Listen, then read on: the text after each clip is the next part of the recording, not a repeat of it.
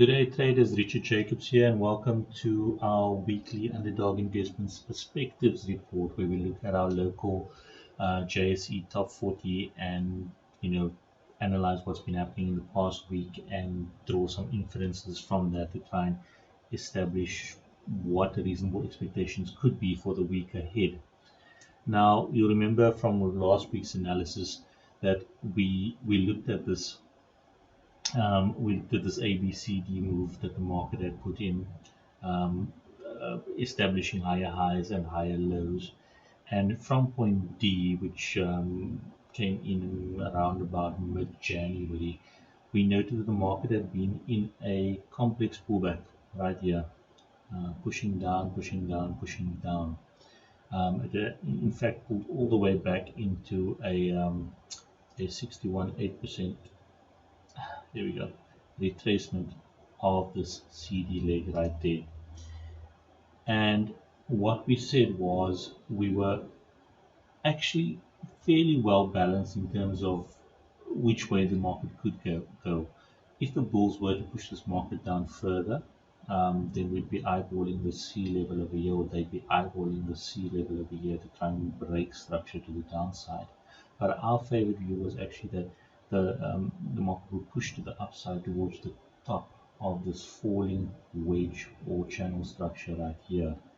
What we've actually seen now is the market has pushed up to the top of that structure and in fact broke through. So we had a breaking close outside of the structure following the US Fed's rates announcement, as well as the local market futures close out. So that's quite a bullish development that we've seen playing out over there. On Friday was a bit of a, it's just a bit of consolidation happening on Friday. So, we shouldn't perhaps read too much into the price action over there. Now, given that this is what's played out, what can we expect in the week ahead? Well, there's a couple of things we need to highlight here. Firstly, the stochastic is overbought right there. Now, that in itself doesn't necessarily mean much on its own. A stochastic can remain overbought. I mean, you can look back here to early January, where the market went overbought and pretty much stayed there for a good few weeks as it pushed higher and higher and higher. So the fact that it's overbought doesn't necessarily mean much on its own. But in the context of it breaking out of this falling wedge structure, our expectation, if we can just zoom in a little bit here, our expectation is actually going to be that we do see some consolidation happening over here.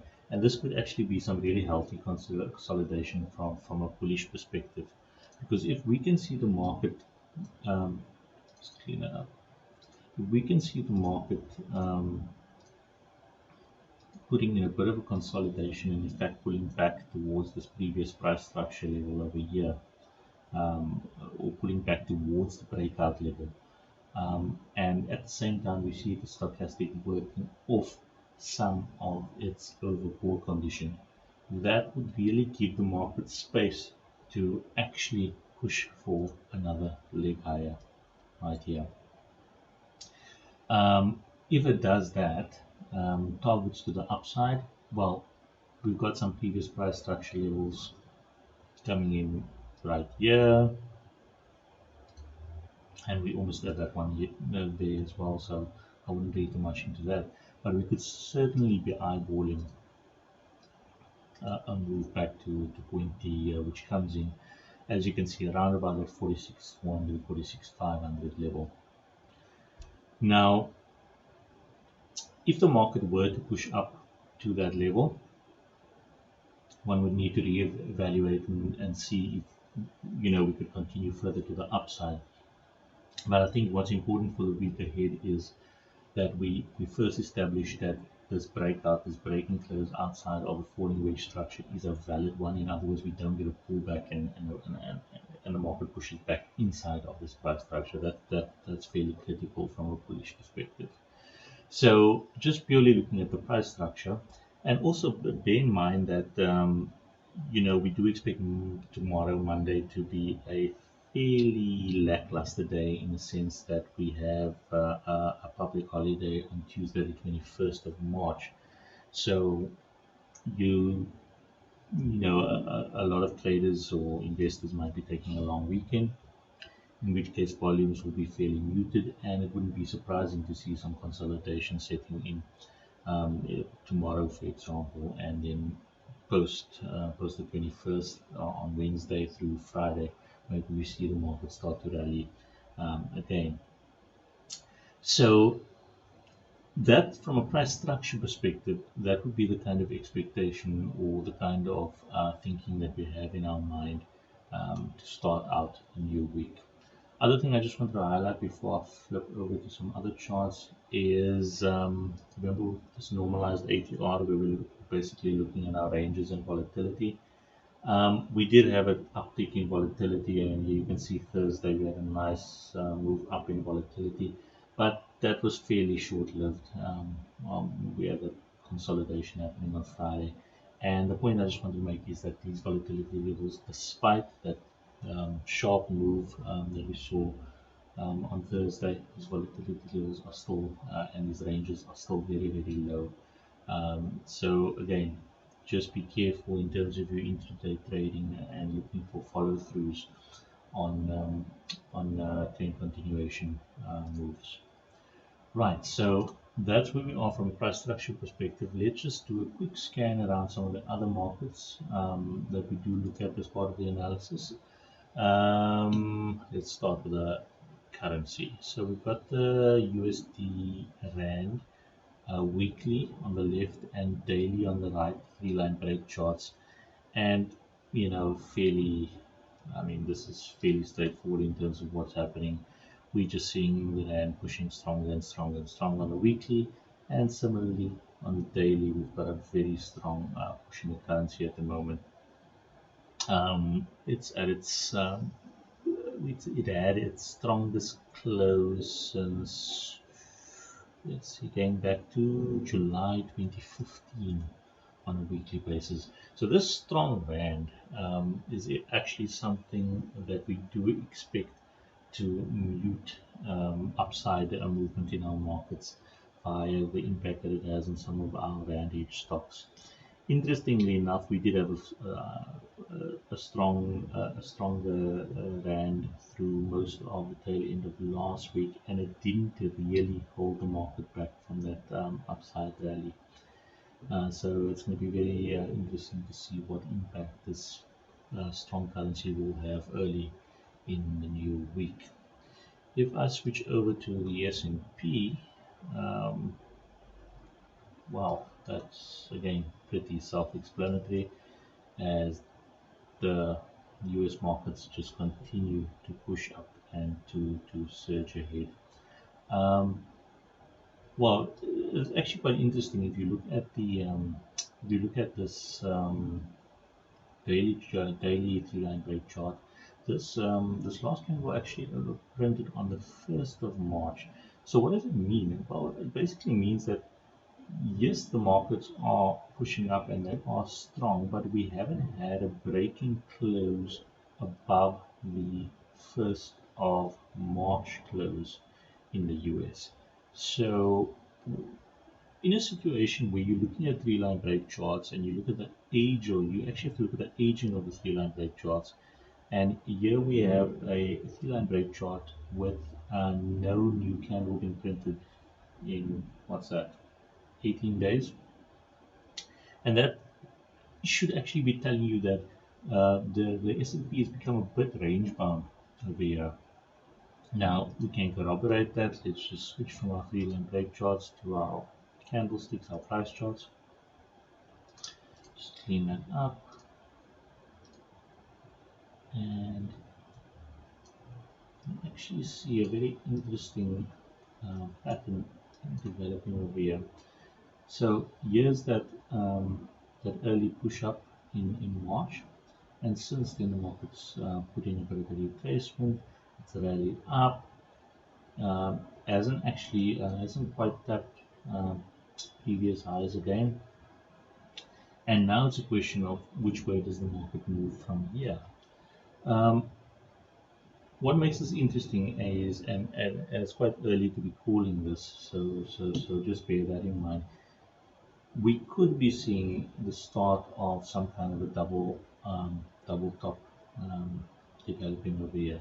So that's something to monitor on a daily basis, because obviously if we get that double top confirming, and it breaks to the downside, and a break to the downside would come in on a move below this 23.54 level, that would be quite bearish, and we'd expect further downside to start playing out.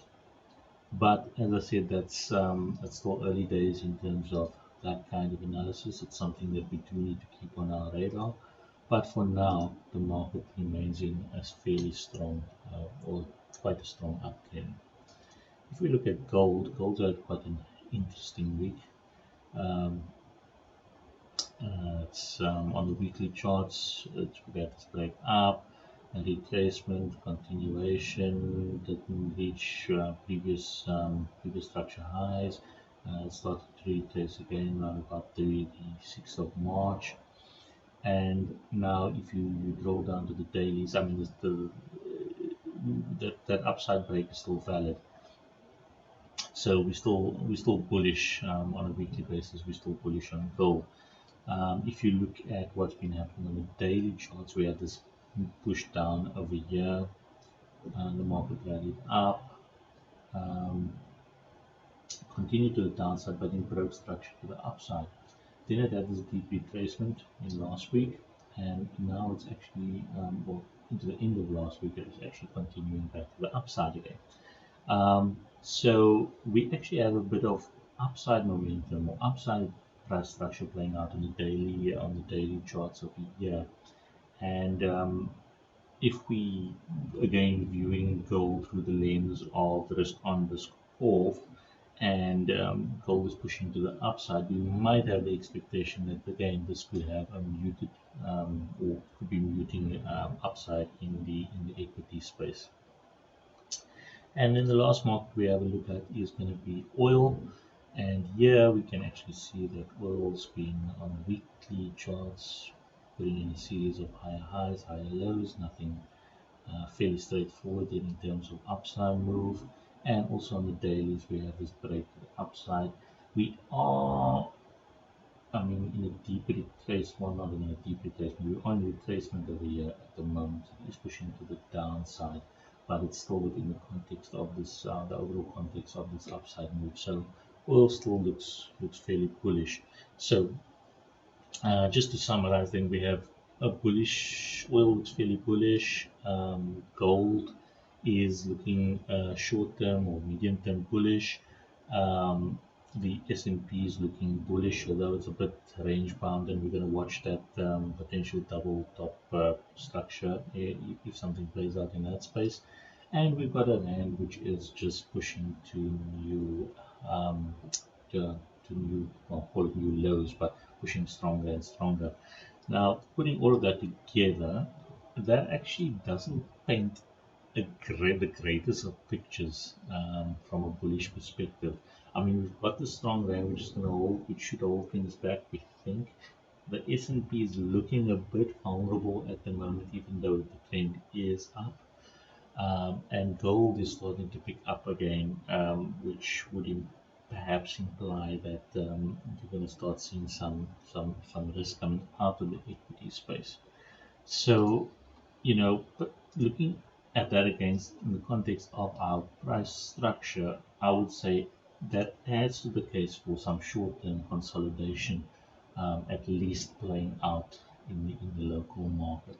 So we do have the expectation that specifically Monday's trading action is going to be muted, and we may see um, some sideways, or even a bit of a deeper retracement playing out here as the market works off its overbought conditions. So message I would try and leave with you guys is just be wary, especially early in the week, in terms of intraday trading at all.